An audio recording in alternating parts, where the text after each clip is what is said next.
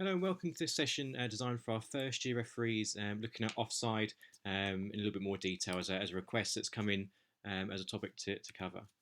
So offside, what we're going to cover in this session. So we're looking at recapping what offside is first of all, some tips around giving offside, but also what the offside signal actually looks like. In terms of what offside is, this is what it states as per law. So a player is in offside position if any part of the head, body, or feet is in the opponent's half, excluding the halfway line, and any part of the head, body, or feet is nearest the opponent's goal line than both the ball and the second last opponent. The hands and arms of all players, including the goalkeepers, are not considered. And the reason for that is you can only be offside basically with a part of the body that you can use to play the ball. And obviously, if you hit the ball with your hand or your arm, that's handball and it's then a free kick. So because you can't play sort of football with your hands or arms, that's not considered as part of offside. So a player is not in offside position if they are level with the second last opponent or the last two opponents. And the reason why we say second last opponent is because if you said the last defender or the last man, whatever terminology you're familiar with, that's technically the goalkeeper. So it has to be the second last opponent, so the second last defender. So I suppose the furthest defender before the goalkeeper is another way of looking at it. So again, what law states, so a little bit smaller in terms of text, but hopefully it's all self-explanatory still. So a player in offside position at the moment the ball is played or touched by a teammate is only penalised if they become actively involved in play by interfering with an opponent playing or touching the ball passed to the teammate, or interfering with an opponent by preventing an opponent from playing or being able to play the ball by clearly obstructing the opponent's line of vision, or challenging the opponent for the ball, or clearly attempting to play the ball which is close when the action impacts the opponent, or making an obvious attempt which clearly impacts on the ability of playing the ball. So essentially what we're saying here is that by interfering in play, we mean they're actually touching the ball, so they're passing it, kicking it, whatever it might be, blocking or obstructing the person's view, they're making an attempt to play the ball, or they're making any obvious action that makes it hard for that opponent to play the ball. Anything like that is classed as offside. Or we've got gaining an advantage by playing the ball or interfering with the opponent that has. So rebounded or deflecting off the goalpost, crossbar, etc. So what we're saying here, if the player's in offside position, ball hits the crossbar and comes back down again, then that player is still offside. Similarly, if the goalkeeper saves it and rebounds it to that player is still offside. So a player in an offside position receiving the ball from any opponent who deliberately plays the ball, including by deliberate handball, is not considered to have gained an advantage unless it was a deliberate save by the opponent.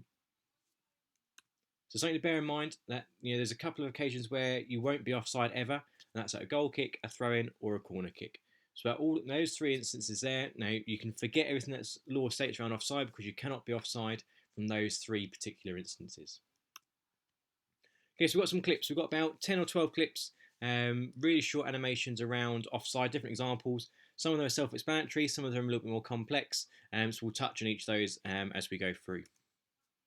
Offside offence. The player receiving the ball is not offside. Player A commits an offside offence because he interferes with the opposing goalkeeper. So what we're saying here, if we rewind it, so this point here, so the ball's being played into our player over here. So they're saying this player here is not offside, so it's absolutely fine. However, this player here is standing in front of the goalkeeper, obstructing their view, and they are in an offside position because they are not in line with the second last defender, which is our red player here. Offside. Attack on goal. This is an offence because there is only one defender between number 9 and the goal line when the ball is played forward. It's quite self-explanatory. So when the ball is played, our second last defender is here, and our player is not in line with them. They're beyond that player, so therefore they're offside. Offside. Attack on goal.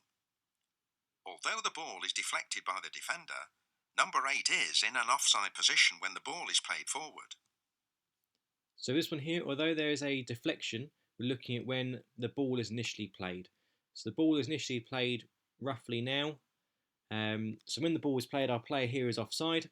So despite there being a deflection, they will still remain offside. So as mentioned earlier, the only time that they won't be offside if that ball has been deliberately played. So if our red player here receives the ball, pass it to their goalkeeper, and then the player runs onto it, they're not offside. However, because it's not a deliberate act to play the ball, our player is still offside despite the deflection.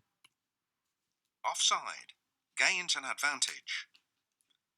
The attacker gains an advantage by being in this position when he kicks the ball into goal, thereby committing an offside offence. And again, as mentioned earlier, around rebounds, so our ball is played roughly now, let's say, that's when the ball's being played. At the moment in time, they're not in line with the second last defender, they're between the last defender and the second last defender. So they're in offside position when the ball was played. Ball was then rebounded, and it's then come down to them. So even if this red player here was then on the goal line when that ball came down, because when the ball was initially played, our blue player was offside, they'll remain offside. Not offside. Not interfering with an opponent. Blue number 7 is in an offside position, but not interfering with an opponent, so no offence has been committed. So that's the key thing. So it's not an offence to be in an offside position. So our player here, blue number 7, is offside. The ball's been played by our player down here. They've scored a goal. However, although he's offside, number 7 has not impacted play at all. They've not stood in front of the goalkeeper. They've not put off an opponent, whatever it might be. So therefore, although the player's in offside position, there is no offence occurring on this occasion. Blue number 9 is in an offside position, but not interfering with the play, so no offence has been committed. And again, that clip is the same as the previous one, so we won't go over that one. Offside. No offence. In this example, there is no offence because number 6 is level with the second rearmost defender when the ball is passed to him. So again, you'll quite often see this during set pieces when defenders try and play the offside trap. So we've got our blue number 6 who's in line with the red player. Because they're in line with that defender, they're not offside. And then when the ball was played, again, they were still in line with that defender when the ball was played. Even though they receive it, they're now offside. When that ball was played, they're onside, so therefore the goal stands, not offside. Offside. No offence. In this example, there is no offence, as 2 defenders are between the player and the goal line when the ball is played forward. Again, this is similar from the one earlier. So when our ball is played, our blue player here is in an onside position because there are 2 players between the player and the goal. And the ball's come down. So in theory, if the ball was played now from our blue player would be offside. However, because it's a deflection, the ball's come down, they're not in an offside position, so therefore, they're free to go and score the goal, which they do in this occasion. Not offside. Attacker level with 2 rearmost defenders. Blue number 7 is not offside because he is level with the 2 rearmost defenders. So very, very similar to the clip earlier when the player was in line with the second last defender. On this occasion, our attacker was in line with both the last defender and the second last defender. So therefore, he is onside. Not offside from a corner kick. Number 4 receives the ball direct from a corner kick and is not offside. So this is something that we mentioned earlier. You can't be offside from a corner kick. So although our player technically is in offside position, because it's from a corner, doesn't matter. That's absolutely fine. Not offside from a throw-in.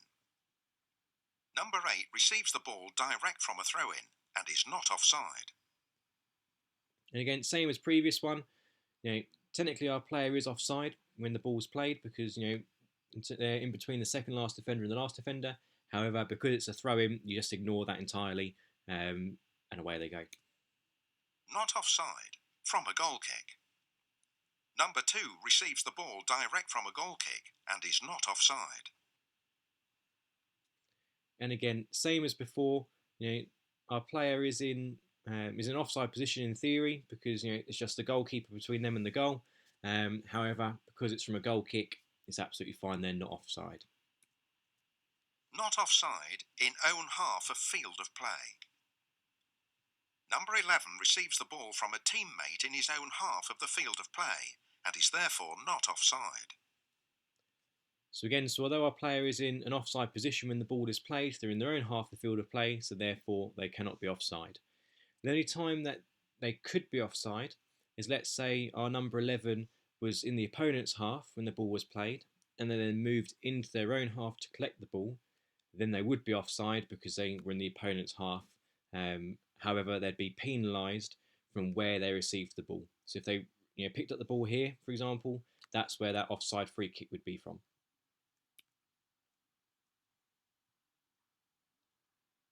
So this one here is just a quick video around the signal for offside. So notice here how to signal to the referee. Our assistant referee is not agitating their flag; they're not waving it. The flag just goes straight up in the air, and that says to our referee offside. So the referee will then stop play. At that moment there, the referee's then stop play. So what the assistant referee must then do is then move their flag to whereabouts on the field of play that offside took place.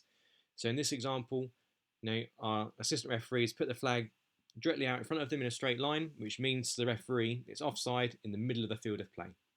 Similarly, if our assistant referee pointed towards the ground with their flag, that signifies to the referee it's on the near side. And alternatively, if they put their flag in the air, sort of 45 degrees, that's a signal to the referee that it's on the far side. So really, really important. You don't agitate the flag, you don't wave the flag like you would do a free kick, otherwise the referee will think you're giving a free kick. But it's really important that you put your flag straight up in the air until the referee sees it and acknowledges it. Otherwise, if you put your flag straight out in front of you, the referee might not see it and play will just continue without you. And then finally, just a couple of sort of 3 quick tips for giving offside. The first is take your time. So, quite often, I know certainly myself as a referee, we'd rather our assistant referee was, slow in giving the decision but giving a correct decision than being quick and getting it wrong. So really, really important that you take your time to make a decision, because again, you're better off, overruling a goal, disallowing a goal for offside, but you took a couple of seconds to give it, than to put your flag up quickly, give the offside, but to find that player was actually one-on-one with the goalkeeper, they're in an onside position, and then you stop them scoring a goal as a result of it. If you're unsure, keep the flag down. Again, this is just it's a sort of an unwritten rule within football where you give the benefit of the doubt to that defender.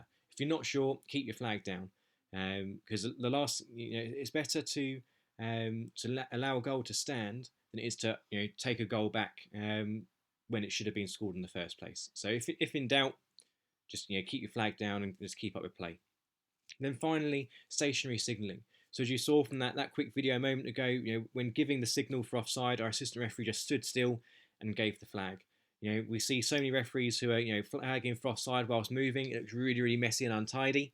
So even if we go back to the video to when the referee gives the signal, as basic as their legs, legs are standing together, looks all neat and tidy. Again, rather than having legs apart, flag half in the air, you want to look the part for it as well.